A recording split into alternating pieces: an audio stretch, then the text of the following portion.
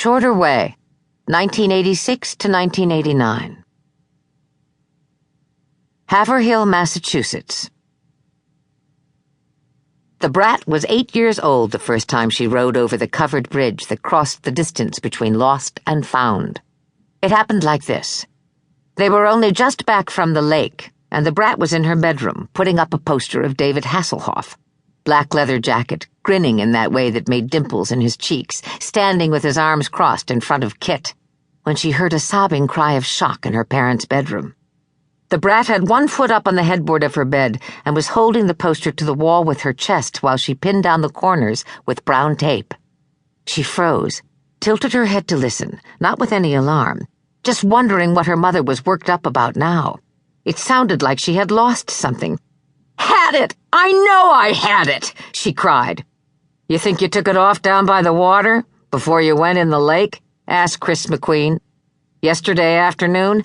I told you already I didn't go swimming. But maybe you took it off when you put on suntan lotion." They continued to go back and forth along these lines, but the brat decided for the time being that she could tune them out.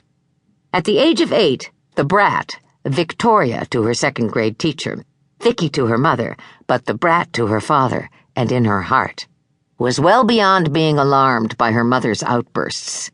Linda McQueen's gales of laughter and overwrought cries of disappointment were the soundtrack of the brat's everyday life, and were only occasionally worth noticing.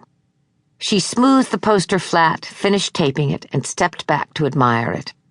David Hasselhoff, so cool. She was frowning, trying to decide if it was crooked, when she heard a door slam and another anguished cry, her mother again, and then her father's voice. "Didn't I know we were headed here?" he said, right on cue. "I asked if you checked the bathroom and you said you did. You said you had everything. Did you check the bathroom or not?" "I don't know." "No, probably not. But it doesn't matter because you didn't leave it in the bathroom, Linda. Do you know why I know you didn't leave your bracelet in the bathroom? Because you left it on the beach yesterday. You and Regina Rosen had yourselves a bunch of sun and a bucket full of margaritas, and you got so relaxed you kind of forgot you had a daughter and dozed off.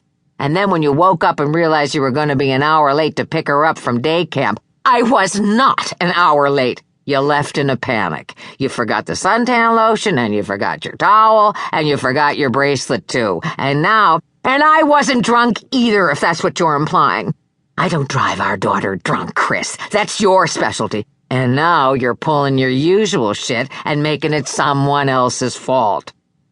The brat was hardly aware she was moving, wandering into the dim front hall and toward her parents' bedroom. The door was open about half a foot, revealing a slice of her parents' bed and the suitcase lying on top of it. Clothes had been pulled out and scattered across the floor. The brat knew that her mother had, in a spasm of strong feeling, started yanking things out and throwing them, looking for the lost bracelet. A golden hoop with a butterfly mounted upon it, made from glittering blue sapphires and ice-chipped diamonds. Her mother paced back and forth, so every few seconds she flicked into view, passing through the sliver that the brat could see of the bedroom. "This has nothing to do with yesterday. I told you I didn't lose it at the beach. I didn't. It was next to the sink this morning, right beside my earrings. If they don't have it at the front desk, then one of the maids took it. That's what they do, the way they supplement their incomes. They help themselves to whatever the summer people leave around." The brat's father was silent for a while, and then he said, "Jesus. What an ugly fucking person you are inside.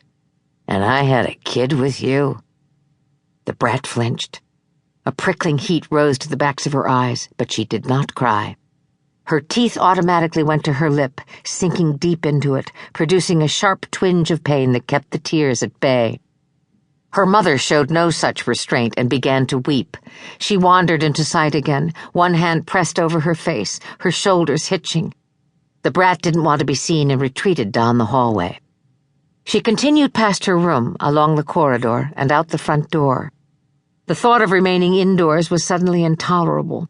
The air in the house was stale. The air conditioner had been off for a week. All the plants were dead and smelled it. She didn't know where she was going until she got there, although